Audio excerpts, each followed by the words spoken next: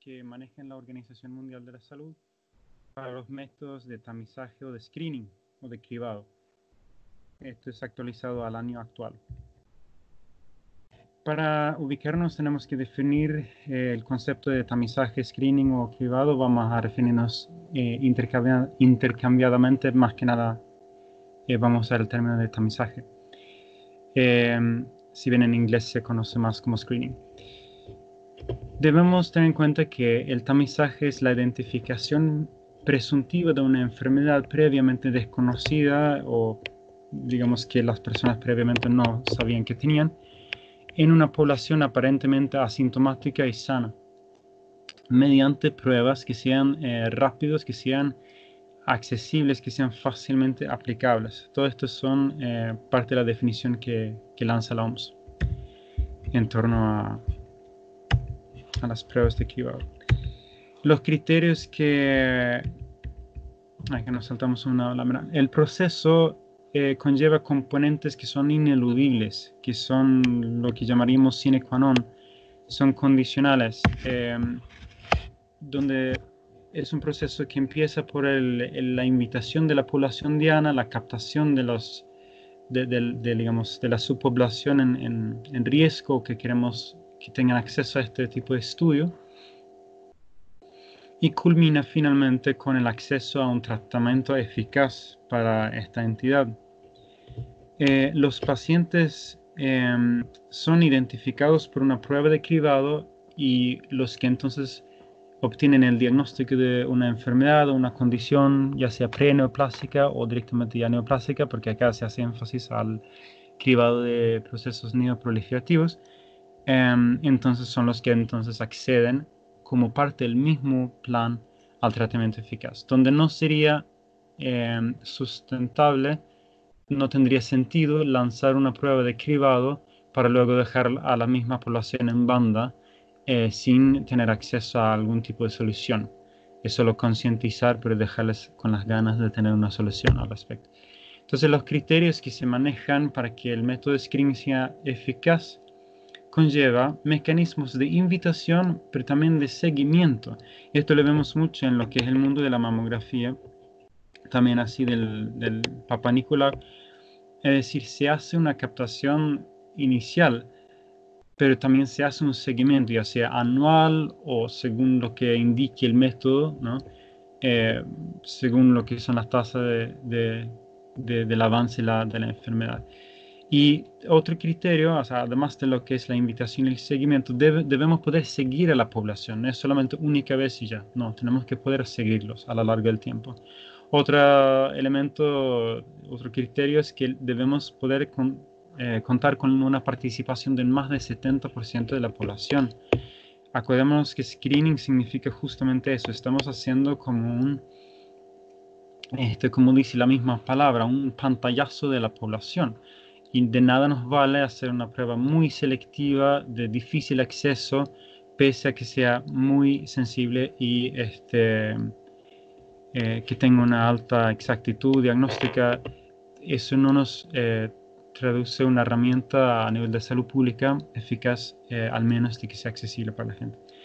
Entonces, también mencionan que la infraestructura y los recursos debemos poder contar con infraestructura y recursos, ya sea a nivel gubernamental o una ONG que está actuando en esto, ¿no? Ya estamos hablando a nivel mundial, en países a veces de difícil aplicación si es que no hay ayuda de otra entidad no gubernamental.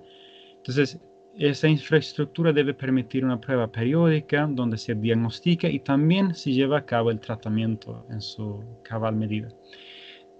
El último criterio es tan importante como los tres anteriores y todos se deben cumplir, sí o sí, si no, no es eficaz el método. Y debemos contar entonces con un sistema robusto de monitoreo y de evaluación que nos permite asegurar la calidad del programa, porque fácil es engañarse a sí mismo pensando que estamos haciendo un trabajo muy bueno, pero si no estamos haciendo un análisis, una retroalimentación posterior, es posible que nos estemos comiendo un chasco sin darnos cuenta.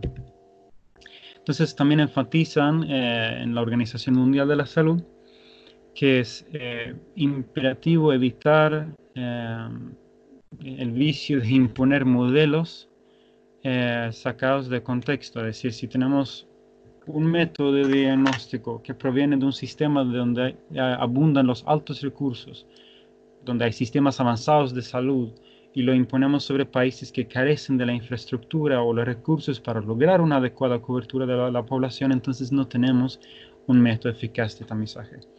También menciona que no hay ningún abordaje único que responda a todas las situaciones, por lo que son necesarias las adaptaciones dependiendo del contexto local. Bueno, también plantean una pregunta al fin del breve artículo planteo, que bueno, es diferente lo que es el diagnóstico temprano, lo que es el tamizaje. Una cosa es que nosotros queramos lograr la posibilidad de que para cierta entidad patológica podamos detectar tempranamente una enfermedad.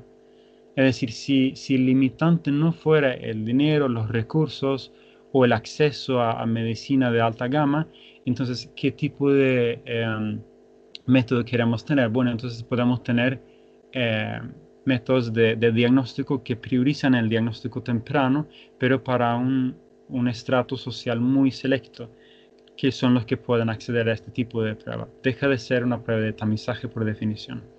Entonces, acá lo que usan como ejemplo estrella es el tamizaje de cáncer. Esto es una estrategia distinta que el diagnóstico temprano, si bien apunta al diagnóstico temprano, pero no es, digamos, lo mismo, no es el enfoque principal solamente, digamos, ¿no?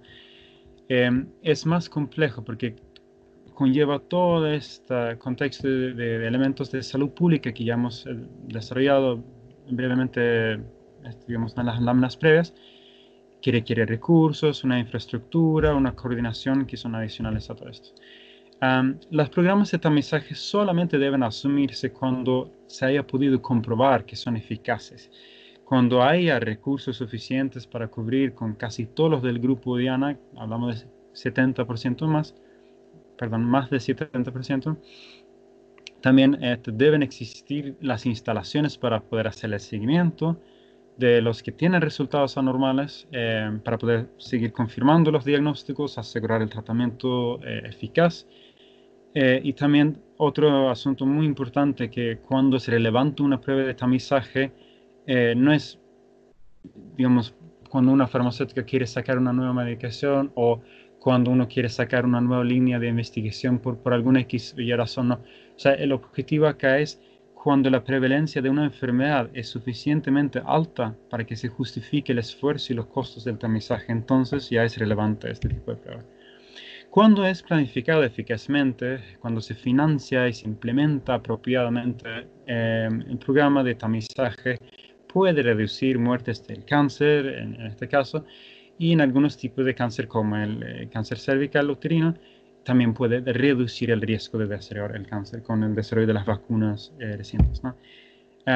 Traté de pensar un poco de cómo podía ejemplificar todo esto y me vino a la cabeza una famosa anécdota donde un vendedor ambulante está tratando de vender una aspiradora y le toca una zona rural, estaciona la camioneta, baja y esparce su polvo orgullosamente en el piso de la pobre viuda, diciendo, bueno, no te hagas ningún problema, que esto se soluciona en 2 segundos, y después mira alrededor y se da cuenta nervioso que no hay ningún enchufe, donde la señora está pensando, pero enchufe, ¿de qué está hablando? Es decir, tenemos que pensar en el contexto en que estamos trabajando y donde estamos hablando de principios que, digamos, que compiten al trabajo de organizaciones no gubernamentales, como lo que es la Organización Mundial de la Salud. Tenemos que tener siempre en cuenta el contexto, si no, no es alcanzable. Las pruebas de tamizaje son eso, son salud pública, son para alcanzar la población, para el diagnóstico precoz, sí, pero que conlleva todo su contexto. Así que esto es la bibliografía, es breve, les insto a que lo lean, les va a ser muy útil. Y bueno, muchas gracias, Tía.